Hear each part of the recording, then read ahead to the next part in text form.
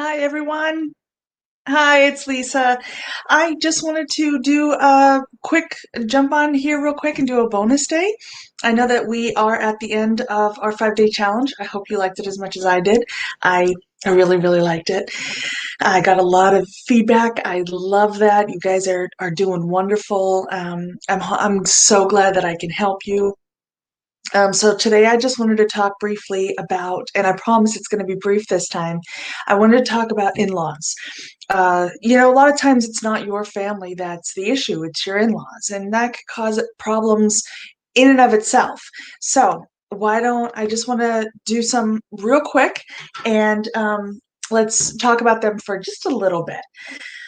So if your significant other's family is the issues, there are a few ways that that you can get around that you can help your significant other, whether it's your spouse, your partner, I don't know, even just a good friend that you're going to go and visit their family on the holidays. So what can you do? Well, they're your significant other for a reason, right? And this part mainly pertains to your partner, your spouse. They're your significant others for a reason. They're your partners. So you make sure that they know how you feel going into this. If they don't already, they should. And you want to make sure that they know you have their back. Again, your partners, you want to support them. And this could be a very, very difficult time for them. So, and the you want to make sure that you have a united front if you can, and that's one way to really have your partner's back, is to get that united front. You may not agree with it, you may not love it, but you know you should do this for your SO. I'm gonna abbreviate. And I say that you should do that because there can be issues later on down the road in your relationship with your partner if if the in-laws are causing problems and you don't connect on that, you don't see that, and you guys don't work together to fix that. So that's for your significant other.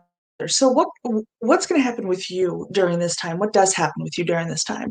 Well, you could get a lot of emotions that come up, and one of the emotions that you may have that come up is guilt. Why would you have guilt? Well, you may have guilt. One of the main reasons is because you actually like your SO's family. You could find them just delightful and lovely and cheerful and happy, and they may be wonderful people now, but you don't know what your SO went through growing up. You don't know what he or she had to deal with growing up, whether it was physical, mental, emotional abuse. Any three of those, all a combination, whatever. I mean, that could be very hard. Like I said at the beginning of this whole challenge, my ex-husband went through physical abuse in his childhood home where we visited every single year. What? Yeah. And I never understood that, but we did. And I his parents were absolutely delightful to me. They really were. They were great. We would go out for dinner. We would have Thanksgiving dinner, but then we would go out, we would go shopping, and we would do this and that and that and that. And it was wonderful. We'd sit at the kitchen table and talk, all the while knowing that these people did this to all three of their children. It was mind-blowing. And yeah, it caused rifts in our relationship because of it, because I just couldn't understand that, especially coming from my toxic background and knowing that I have cut parts of my family out because ain't nobody got time for that. And so to come to have to deal with his side, I just didn't get it. So there's lots of rifts. And you don't know, it's quite possible that you don't know everything that happened too with that person growing up. So again, you may have this great bond with your mother-in-law, your father-in-law, whomever, and it's you're going to have guilt from that because you only see what you're seeing right now. And, like most of us, we can only judge on what we see right now. So, it's definitely a balancing act that you're going to have to talk to your spouse about, or your significant other about, and deal with it. I keep saying that this is going to be a very short broadcast live stream because I can't really give you that much information and that much guidance in this. Unfortunately, I really wish I could. Some other issues that could come up and that could interfere, or questions that you may have is, should you interfere? You know, should you help the family? You know, despite what you were feeling and what's going on and what you know to be true, it's really, really difficult to watch somebody get berated. And that could come from your SO berating one of his family members. What do you do? How do you respond to that? It could be very, very difficult.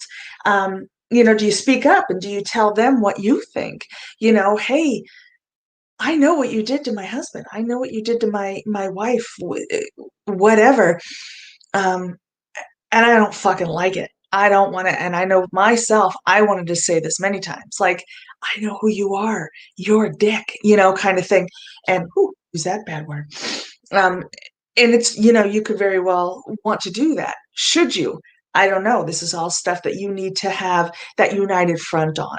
If your SO doesn't want you to say anything and just kind of smile and get through the holiday, then maybe that's the best option for you.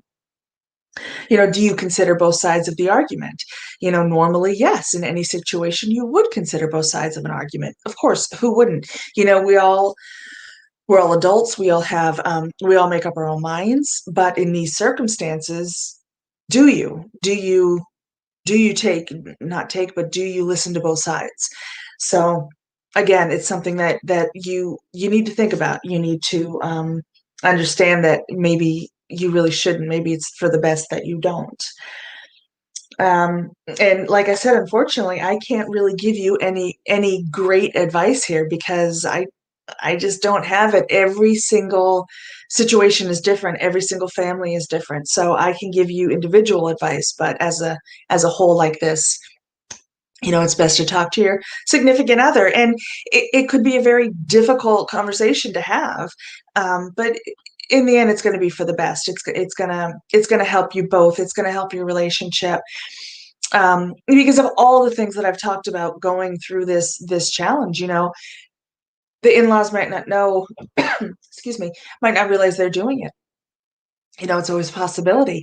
They may still be treating your SO as the kid that they raised. That's quite possible.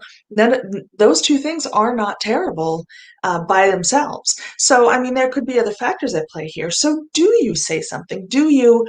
Um, you know, do you reach out? Do you keep your mouth shut? Do you just, have faith that your SO is going to take care of it and they're going to be okay with it. And what if your SO doesn't see it is another question. Kind of like my ex-husband. He knew it, but it's like he didn't see it. And I remember saying to him one night, why don't we stay in a hotel? Well, I'm not going to spend the money on a hotel.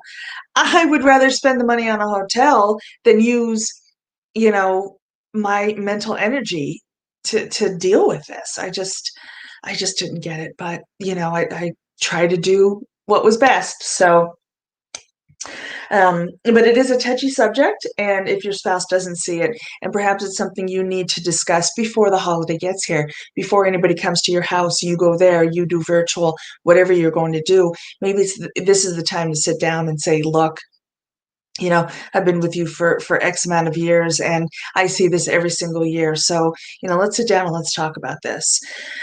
And I think the really crucial thing here is that, check in with your significant other. Please, please, please check in with them.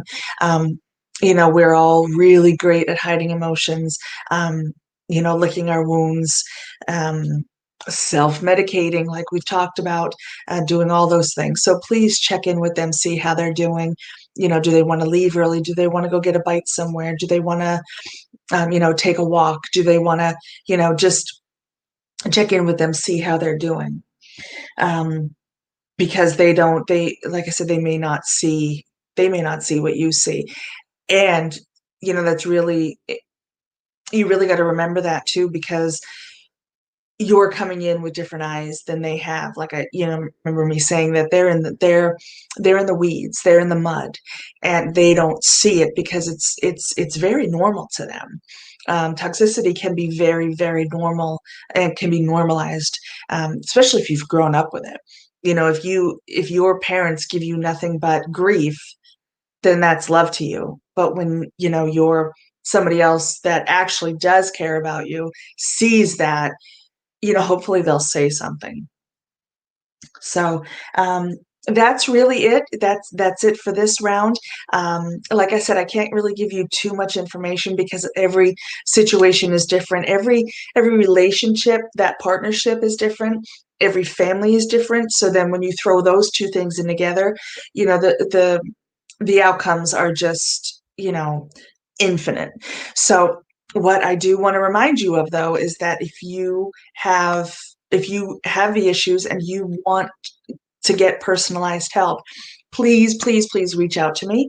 Like I said, I can do a laser focused phone call, and then we can write up a plan for you, or we can write it up for you and your significant other. I'd love to talk to you both separately, doesn't matter, and make sure that the holiday is really great for you. So let me know if you want it. Again, it's $75.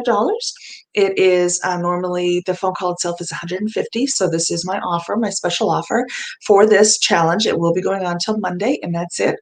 I will close this door, and I think it'll really, really help. So please reach out to me, talk to your significant other, and I wish you the best. I will be on tomorrow for Q&A, so get your questions ready, and I will see you again soon. All right, and as always, I'm right on the other side of this monitor. All right, have a good night.